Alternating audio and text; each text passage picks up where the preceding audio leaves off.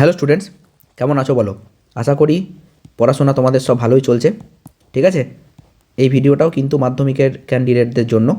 এই ভিডিওটাও মাধ্যমিক 2025 ক্যান্ডিডেটদের জন্য। ওকে, তো দেখো, প্রথম প্রশ্ন হচ্ছে, আচ্ছা আমি এখন ঠিক করেছি যে এই কয়েকটা দিন যখনই টাইম পাবো ইম্পর্টেন্ট কোশ্চেনগুলো নিয়ে আমি কিন্তু ভিডিও বানিয়ে দেবো। ওকে, ঠান্ডা লেগেছে তো গলার অবস্থা খুব খারাপ।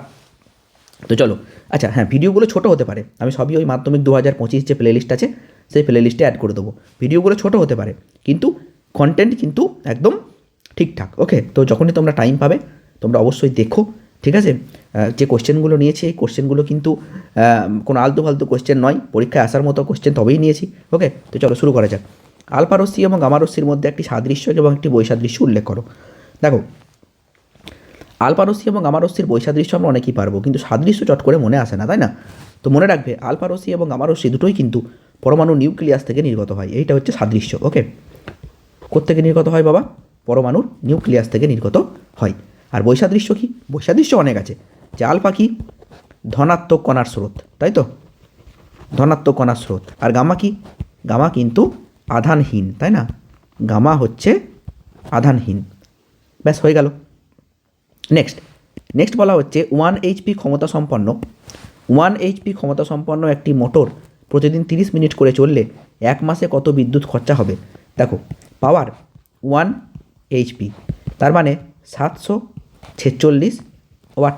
খুব ভালো কথা। এনার্জিটা জেনারেলি আমরা কিলোওয়াট আওয়ারে বের করি, তাই না, যে কত ইউনিট বিল এসছে। তাহলে P ইন্টু টি, তার মানে তো এনার্জি P ইন্টু টি। খুব ভালো কথা। তাহলে 746 ইন্টু 30 মিনিট মানে হচ্ছে হাফ আওয়ার। তাহলে এইটা কিন্তু এলো ওয়াট আওয়ার। তাহলে 2 3 6 আর 1 7, 2 7 14, 2 3 6, তাই তো একদম। তাহলে 373 ওয়াট আওয়ার। এই 373 ওয়াট আওয়ারকে আমি যদি কিলোওয়াট আওয়ার করতে যাই তাহলে 1000 দিয়ে ভাগ করতে হবে। তাহলে 0.373 কিলোওয়াট আওয়ার। কিন্তু এক মাসে চেয়েছে, তাই না? এইটা কিন্তু এক দিনে এলো। তাহলে মাসে খরচা, মাসে বিদ্যুৎ শক্তি ব্যয় সমান 0.373 ইন্টু 30। ব্যাস, তুমি 30 দিয়ে গুণ করে দাও, কিলোওয়াট আওয়ার। ওকে, তাহলে কত হচ্ছে এবার দেখে নাও। 3 3 9, 3 7 21, 3 2 6, 7 8, আর একটা শূন্য। কটার পর দশমিক? 3টের পর। তাহলে 8.190 কিলোওয়াট আওয়ার বা বিওটি। ওকে, বলো ক্লিয়ার? আশা করি কোনো অসুবিধা নেই। ওকে, কোনটা থেকে নাও ঠিক আছে কি না? 3 3 9, ওকে, 3 7 21, 3 3 9। আচ্ছা, এখানে একটা ভুল হয়েছে না? ভুল হয়েছে 3 3 9, ওকে, 3 7 21, আবার 3 3 9 আছে না? 9 10 11, একদম এইটা হবে। দেখো, তাহলে এটা 0 আছে। ওকে, তাহলে পয়েন্ট হবে। পয়েন্ট যদি হয় তাহলে 1 2 3, এই 11.190 হবে উত্তর। 11.190। ওকে, তো দেখো ক্লিয়ার? আশা করি কোনো সমস্যা নেই তোমাদের।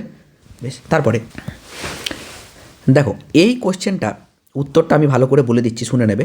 যে 3 পিন প্লাগের টপের যে পিনটা, তোমরা সবাই দেখেছো 3 পিন প্লাগ এরকম টাইপের হয়। তোমরা অবশ্যই দেখবে 3 পিন প্লাগে এইখানে এই যে 3টে পিন থাকে, তাই না, মোটা। তো এই যে ওপরের পিনটা, এটা থাকে কিন্তু সব থেকে মোটা এবং লম্বা। কেন বলো তো?